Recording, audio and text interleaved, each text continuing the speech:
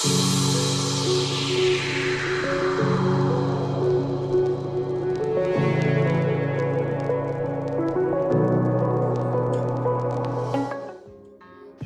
this is WMXLT with a slightly different type of video about current goings-ons of heroes and generals. I'll try to be as concise and as professional as it can be, but I'm currently sick, so don't judge me if I don't make sense. Also, feel free to skip through on to any desired topics, especially the first two. That being said, let's get to the topic at hand. Basically, Reto decided to remove warfund part of the Undertake bonus and this shitstorm started. Soviets decided to go on a strike because warfund bonus was regarded as one of the game balancing things. Multiple forum threads were made about it, but the divide between Soviet community and the rest of the community grew wider, with big forum threads shitslinging everywhere. Apart from that, decent points were raised, but ultimately no consensus was found. Well, let's start at the beginning. Underdog bonus is a bonus of XP and war funds given to faction or factions that have population online that's less than the biggest faction online. The size of the bonus can range from 0% for the biggest faction or multiple factions if they have equal population, to 300% if the population of the faction equals to 0, which is not realistic. The underdog of 100 would mean that the biggest faction would be 2/3 the size of an underdog faction. To achieve a more realistic and more often represented bonus of 60% will mean that the biggest faction would be 4/5 of the size of the underdog faction. Now with that knowledge, let's move on to the other topics. Biggest complaint about the Soviet faction is the massive specialist spam that's going on. Specialist classes such as pilots, tankers, recons, paratroopers are really inefficient to gain war funds. That's because that usually to break even we need, depending on the type, use 2 to 10 infantry kills and players take 9 to 42 infantry kills. And combine that with the massive wasting of these resources on all sides, not just the Soviet Union, you can see how bad it is to send specialist ATs into the front. And yet these resources are usually aplenty on the Soviet side, because it doesn't really matter how much randoms waste when you have 30 to 70% more warheads per kill. Another thing brought up in the discussions is the fact that ADs are more concentrated on the Soviet faction, which is the natural because of the age of the faction and the fact that it is easier to rank up soldiers in war with the rank bonus. Obviously, the biggest factor is still the queue, which is usually small or non-existent, which makes AT usage higher, which means more XP for soldiers. Because at higher rank, soldiers are super hard to rank up just through FPS alone. So is big generals or lots of small generals better? Well, it depends. For the enjoyment of the game, being the big general is better, but realistically it also places more emphasis on being active, otherwise the faction will feel slight power shifts depending on who's online. As mentioned before, Soviets is not as unpopulated as people say it is, and really the problem is the age of the faction and people not engaging in war. However, denying that having small generals would give you more coverage on downtime would be an understatement, but ultimately makes the faction fractured and pushes harder to do. It also introduces AFK AT problem, which wouldn't really be a problem if AT populations were equal and Q didn't exist, but that's a topic for another time.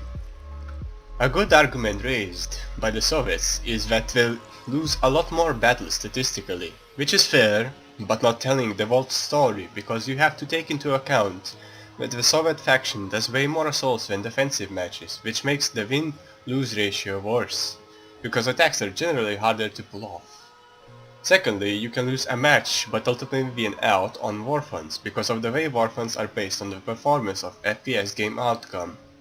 Although to my knowledge captures and wins do give a slight boost to the warfund gain, destroying tanks and other expensive equipment can net a ton of warfunds. Also, the system is designed to give warfund gain equivalent to destroyed resources for no veteran accounts, but the veteran also improves the warfund gain by 75%, which means that FPS players might maintain 0.58 KD and still break even. The same idea would apply to specialist classes as well, but the KD ratio would be obviously higher. So breaking even without vet membership will be hard if playing only RTS, but with vet membership it shouldn't be much of an issue. All these numbers assume that the player doesn't really play the FPS part of the game, which would be a little bit of a far-fetched idea, and the more capable the player, the more warfunds he would gain to maintain his army. But in the case of the communist faction, ironically, where a lot of ATs are in the hands of the few, the player needs to play a lot more games to offset that warfund deficit. However, the small general should be just fine, which should be encouraged in the first place.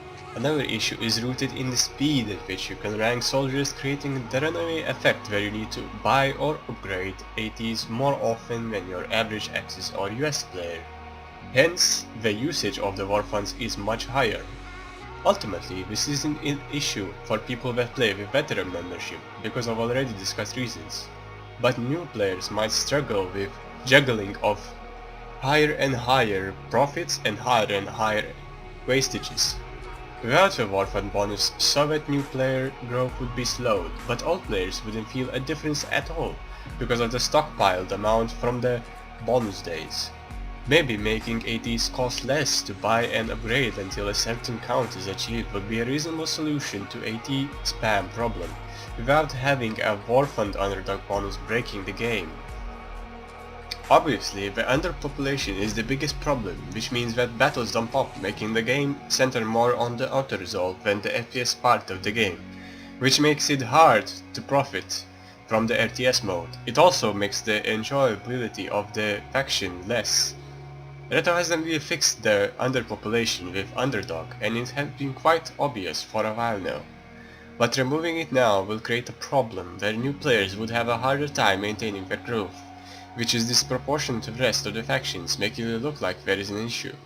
This growth creates big whales which need to babysit the fronts because they have significantly more than the new players. Otherwise the front eventually collapses. Many people also feel like Soviet SMGs are subpar for what they are, and I would agree. However, I'd say that the Soviet guns apart from the SMGs and PTRD are decent. But does the new player actually get to that point? Also, there's a problem of being alienated from the chat if you don't know Russian language, because of the lack of English-speaking Soviet players. There is also an issue of Axis stage dominance, where underpopulated factions face better armed Axis players, making the new players believe that the Axis weapons are more powerful than the opposing factions. So, is warfund bonus vital to the Soviet Union's success? In my opinion, which is biased, the answer is no, and the strike is a bit too much of an overreaction. As shown in this video, you don't need to be a professor to make or break even with the warfunds, and it really just requires more infantry usage, more defense and choke based RTS style, and less specialized classes. However, the fact that Soviet faction has had this stable underdog bonus basically for years now means that bonus doesn't really work and needs to be either changed or other drastic measures done. Because as discussed, there are underlying issues with Soviet faction, as possible faction that just doesn't attract players no matter the win rate in war, bonuses or even gun performance for that matter. Hopefully, this video made some of you more aware of the situation, and I won't need to read salty comments on my channel, but I guess this will probably not be the case after this video.